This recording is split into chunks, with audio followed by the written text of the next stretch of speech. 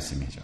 서원이 뭐냐면 하나님께 은혜를 구하면서 하나님께 어떤 것을 약속하는 것이 서원입니다. 우리 믿음의 선배들은 종종 하나님께 은혜를 구하면서 서원 같은 것을 했습니다. 가장 대표적인 서원이 우리가 알고 있는 것 중에 야곱의 서원이죠. 야곱은 형을 피해서 삼촌 라반의 집으로 가면서 베델에서 이런 서원을 했습니다. 창세기 28장 20절부터 22절까지 말씀을 보면 읽어드리겠습니다. 야곱이 서원하여 이르되 하나님이 나와 함께 계셔서 내가 가는 이 길에서 나를 지키시고 먹을 떡과 입을 옷을 주시어 내가 평안히 아버지 집으로 돌아가게 하시오면 여호와께서 나의 하나님이 되실 것이요 내가 기둥으로 세운 이 돌이 하나님의 집이 될 것이요 하나님께서 내게 주신 모든 것에서 10분의 1을 내가 반드시 하나님께 드리겠나이다 하였더라. 아멘. 야곱이 이제 하나님께 서원을 하는 건데요. 뭐라고 서원하냐면 자기를 지켜주고 먹을 것과 옷을 끝까지 계속 공급해 주면, 그리고 평안히 아버지 집으로 오게 하면, 그러면 자기가 지금 이 세운 기둥으로 하나님의 집을 세우겠다라고 말하고요. 또 하나님께서 주신 것의 그 10분의 1을 하나님께 제물로 드리겠다라고 그렇게 서원을 했습니다. 그러니까 11조까지 야곱이 서원을 한 겁니다.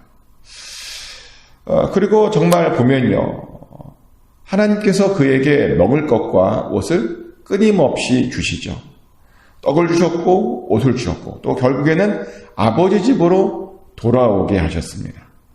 근데 당황스러운 건 뭐냐면 그렇다고 또 하나님께서 야곱이 지금 이렇게 구했는데 이 구한 것을 그대로 다 이루어 주신 것은 아니라는 것을 보게 되죠. 왜냐하면 야곱이 아버지 집으로 돌아오는데요, 평안히 돌아오게 해달라고 구했잖아요. 근데 평안하게 돌아오지는 못했습니다. 왜냐하면 삼촌 라반의 집을 떠날 때 삼촌 라반을 피해서 몰래 밤에 야반 도주를 했죠.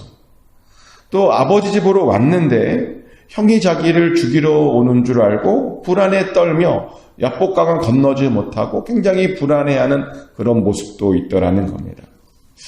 그래서인지 야곱이요, 거기에다가 하나님의 집을 세웠다라는 말이 없어요. 또 야곱이 11조를 잘 드렸다라는 말도 없습니다. 서원을 하긴 했는데 뭘 한 것처럼 보이지는 않습니다.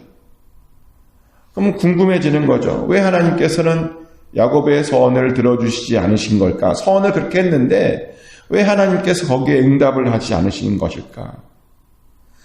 근데 어떤 서원을 보면요, 하나님께서 완벽하게 들어주신 서원도 있습니다. 사무엘상에 보면 한나도 하나님께 이렇게 서원을 하죠. 사무엘상 1장 11절 말씀인데요. 서원하여 이르되 만군의 여호와여, 만일 주의 여종의 고통을 돌보시고 나를 기억하사 주의 여종을 잊지 아니하시고 주의 여종에게 아들을 주시면 내가 그의 평생의 그를 여호와께 드리고 삭도를 그의 머리에 대지 아니하겠나이다. 아멘. 한나도 서원을 하는데요, 그녀의 고통을 하나님께서 좀 기억해 주시기를, 돌봐주시기를 구하면서 아들을 달라고 구합니다. 그러면 그 아들을 주면 그 아들을 하나님께 드리겠답니다. 그 아들 평생에 머리에 삭도도 되지 아니하고, 그 말은 평생 나실린으로 키우겠다라고 서원을 한 겁니다. 그랬더니 이 서원은 하나님께서 받아주셨죠. 정말 하나님께서 그 한나의 고통을 들어주셨고 그녀를 기억해 주셨고 그녀에게 아들을 주셨죠. 그랬더니 한나도 그 서원을 지킵니다. 정말 그 아들을 하나님께 드렸고요, 하나님 섬기는 자로 키웠고, 그래서 나중에 하나님께서 이스라엘을 통해서 이스라엘에서 그 사무엘을 큰 사람으로 사용해 주시는 그런 장면을 우리가 보게 됩니다. 이렇게 한나의 서원은 들어주셨습니다. 그래서 궁금하다는 겁니다. 왜 어떤 서원은 들어주시고 어떤 서원은 들어주시지 않으시는 것일까? 왜냐하면 야곱이 한 서원을 가만히 보면요, 그가 받을 복과 그가 하나님께 드리겠다고 하는 것 사이에 큰 비대칭이 있는 것을 보게 되기 때문이죠. 무슨 말이냐면 그는 엄청난 복을 받고 싶다고 말을 했는데요, 하나님께는 조금만 드리겠다고 말을 한 것이라는 겁니다. 생각해 보세요. 떡을 계속 먹겠다, 옷을 계속 입고 싶다. 그리고 평안히 다시 돌아오고 싶다. 얼마나 대단한 겁니까? 근데 하나님의 집을 세우고 11조를 드리겠대요. 하나님의 집이 하나님에게 의미가 있는가? 사실 정확하게 말하면요. 하나님에게는 하나님의 집이 필요 없습니다. 온 우주가 이미 하나님의 집입니다. 하나님께서는요, 온 우주에 이미 충만하게 거하십니다. 그런데 둘로 하나님의 집을 세우겠다? 그것으로 하나님을 기쁘시게 할 수 있는가? 아니요, 그것만으로 안 됩니다. 그래서 다윗도요, 성전을 짓고 싶어 하니까 하나님께서 그 마음을 받으시잖아요. 그래서 그 다음 때에 만들게 하시잖아요. 11조도 마찬가지입니다. 야곱의 말을 가만히 보면요, 하나님께서 굉장히 물질을 밝히는 그런 신처럼 보입니다. 11조를 받았으니 복을 주셔야 된다라고 하는 그런 것처럼 보입니다. 근데 11조를 그런 식으로 드리면 안 되죠. 우리는 하나님께서 우리에게 어떻게 하든 우리는 11조를 드려야 되는 겁니다. 왜냐하면 우리가 11조를 왜 드리는 겁니까? 모든 것들이 하나님의 것입니다. 하나님께 모든 것이 주권이 있고 소유권이 있습니다. 하나님께 그런 것이 있습니다라고 고백하는 겁니다. 나에게 이것이 있는 것이 아니라 하나님께 그 소유권이 있습니다라고 고백하는 것이 11조입니다. 하나님께 받은 것을 하나님의 것으로 인정하는 것이 11조라는 겁니다. 그런데 야곱의 소원에는요, 그런 마음이 보이지 않습니다. 복을 주면 주겠다라고 하는. 그래서 기도의 전문가들은 아주 잘못된 기도의 대표적인 기도라고 말을 하기도 하죠. 서원의 뜻은 좋았는데 내용이 좋지 않았고, 그래서 결국은 그렇게 다 모든 것들이 이루어지지 않은 서원이 되었다는 겁니다. 반면에 한나가 했던 서원은요, 하나님께 드린 것과 자신의 받은 것 사이에 균형이 있죠. 아들을 주시면 그 아들을 드리겠다. 다시 드리겠다. 얼마나 이게 균형이 있는 서원입니까? 그래서 이런 것을 보면요, 우리가 아무렇게나 서원을 하면 안 된다라고 하는 것을 알게 됩니다. 서원을 할 때요, 잘해야 된다는 것이죠. 그러다 보니 하나님께서 오늘 본문 같은 말씀을 주시는 거죠. 오늘 본문은 어떤 본문이냐면 잘못된 소원을 어떻게 처리해야 하는지에 대한 말씀입니다. 우선 어린 여자가 서원을 할 때는요, 아버지의 허락이 있어야 된다라고 말합니다. 어린 여자가 서원을 했는데 아버지가 듣고도 아무런 말이 없으면 그 서원은 지켜야 되는 서원이라는 겁니다. 하지만 아버지가 그것을 듣고 그 서원을 허락하지 않으면 그 서원은 지킬 필요가 없는 무효가 되는 서원이 된답니다. 즉 아버지가 허락해야 그 서원을 지킬 수 있다는 것이죠. 이것은 굉장히 합리적인 말씀입니다. 왜냐하면 어린 아이들은요, 잘 모르고 함부로 서원할 수 있거든요. 왜 많이들 그러지 않습니까? 많은 사람들이 어렸을 때 이런 서원을 했대요. 하나님 것을 해주시면 제가 나중에 하나님을 위해서 일하는 목회자가 되겠습니다 라고 하는 서원을 했대요. 그래서 어떤 사람들은 목회자가 돼서 기쁨으로 감당하기도 하지만 어떤 사람들은 내가 잘못했구나, 큰 실수를 했구나 라고 목회자가 돼서 후회하는 분들이 있어요.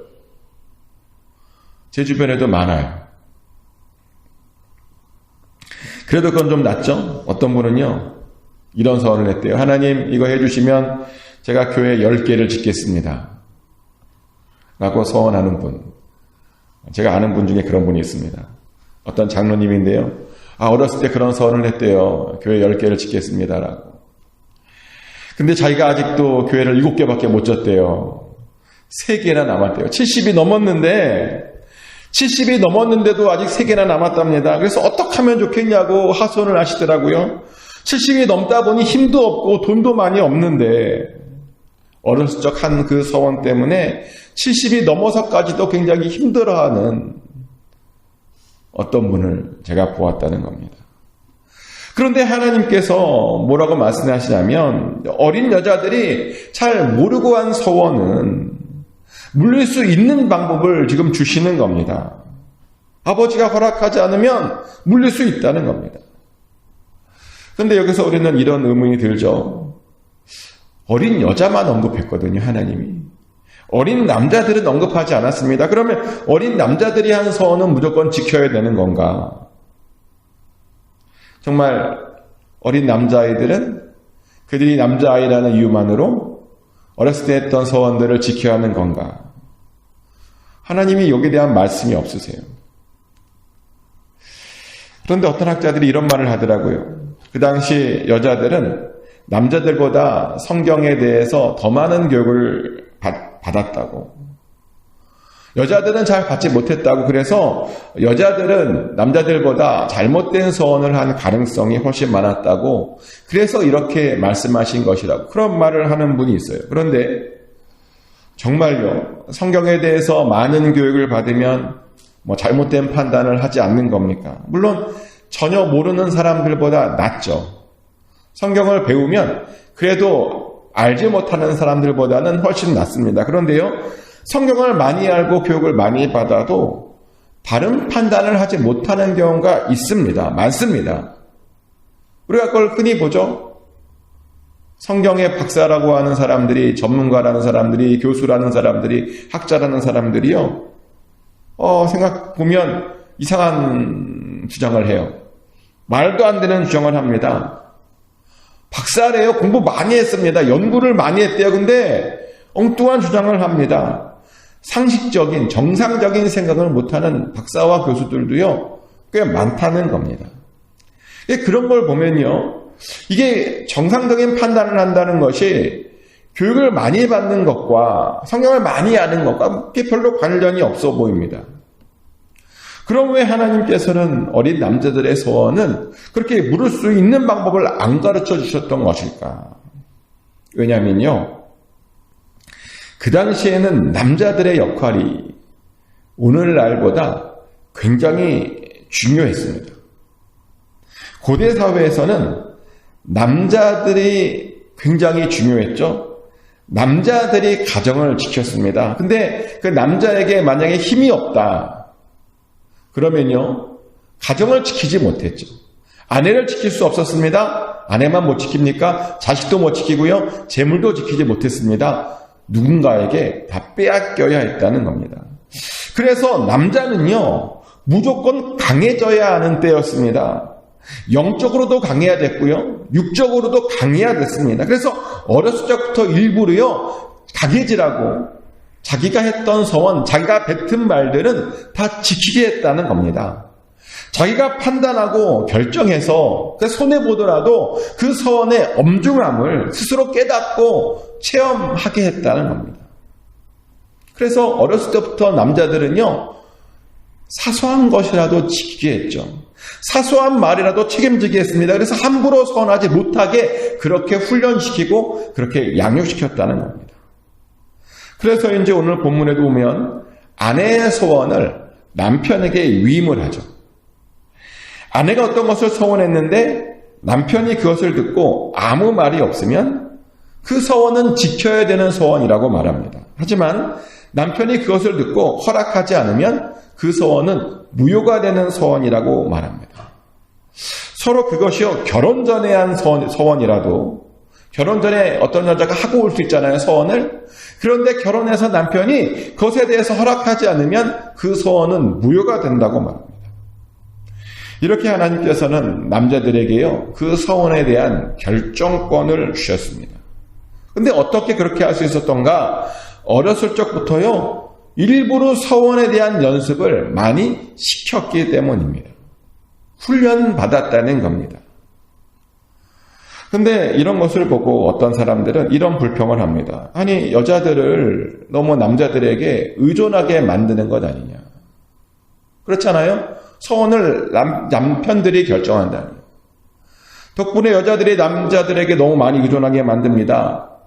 그래서 어떤 사람들은 너무 성차별적인 말씀 아니냐라고도 말을 합니다. 그런데요, 이 말씀은 그런 성차별적인 말씀이 아닙니다. 오히려 한 가정을 보호하는 것입니다. 이것을 통해서 부부가요, 서로 그 말씀대로 서로 의지하게 하는 겁니다. 하나님께서 아담과 하와를 만드시고 뭐라고 그래요? 이브를 배 내게 돌리라고 하잖아요. 그게 뭐예요? 서로가 의지하는 관계라는 거잖아요. 사실은 이 말씀이 부부가 서로 의지하게 하는 것이랍니다. 겉으로 보기에는 여자가 남자에게 의지하는 것처럼 보이죠. 그런데요, 그건 겉으로 보이는 것이고 사실 가정 안에 들어보면 여자가 남자들에게 의지합니까? 아니요. 남자도 여자에게 많이 의지합니다. 사실 서로가 서로에게 의지하지 않으면 가정이 정상적으로 돌아가지 않습니다. 저도 그런 것 같아요. 저도 보면 아내에게 많은 것들을 의지합니다. 저 혼자 결정하는 것 같은데 아니요. 저 혼자 결정하지 않고요. 항상 아내에게 물어봅니다. 특히 글을 쓸 때는 반드시 아내에게 보여주고 아내가 고치는 대로 쓰고요. 옛날에 전도사 시절에는 설교를 쓰고 아내에게 다 검토받았습니다. 전도사 시절에는. 다 의지를 했어요. 근데 그게 습관이 돼서 요즘도 글을 쓰면 아내에게 이렇게 컨펌을 받는 그런 습관이 있는데 몇 년 전에 책을 하나 썼거든요. 어떤 책을 썼는데 고생을 되게 많이 했어요. 근데 책을 다 쓰고 누가 가장 먼저 읽어봤겠죠, 당연히. 아내가 제일 먼저 읽어봤고요. 근데 아내가 좀 고치라고 하는 부분이 많더라고요. 근데 아내가 고치라는 대로 다 고쳤습니다. 그랬더니, 제가 혼자 쓴 것보다 더 글이 좋아지더라고요. 더 부드러워지고, 따뜻해지고. 이렇게요, 저도 아내를 많이 의지합니다. 근데 그렇게 살아야 합니다. 우리가 서로 의지하며 살아야 됩니다. 여자들이 볼 수 있는 것과 남자들이 볼 수 있는 것이 다르거든요. 관점이 다릅니다. 보는 방향이 다릅니다. 그래서 서로 의지하고 서로 존중하고 살아야 잘 살게 되는 것이죠. 그런데 하나님께서 이 서원 문제만큼은 하나님께서 남자들의 판단을 더 존중하셨다는 겁니다. 왜냐하면 어렸을 때부터 많이 훈련받았잖아요. 어렸을 때부터 많이 경험했거든요. 많이 연습시켰다는 겁니다. 그래서 아내들이 그것을 존중해 주었습니다. 그 남편의 경험과 남편의 판단을 존중해 주었다는 겁니다. 근데 우리들도 그래야 되죠. 서로의 다름을 인정하고 서로 잘하는 부분을 인정해야 됩니다. 그것이요, 건강한 가정을 만드는 중요한 원리죠. 하나님께서 이 서원을 통해서 우리가 가정 안에서 어떻게 살아야 되는지 이렇게 보여주시고 알려주신 것입니다. 축복하는 것은 배우자 다르다고 마음에 안 들어 하지 마시고 다름을 기뻐하셨으면 좋겠습니다. 다름을 인정해 주시는 것이 행복한 가정을 만드는 겁니다. 그래서 그 다름을 통해서 서로 의지하고 서로 도움받으면 됩니다. 그렇게 우리가 행복한 가정을 만들 수 있습니다. 축복하는 것은 그 다름을 통해서 서로 의지하고 그래서 행복한 가정을 모두 만드시기를 예수 그리스도 이름으로 축복합니다. 하나님 크신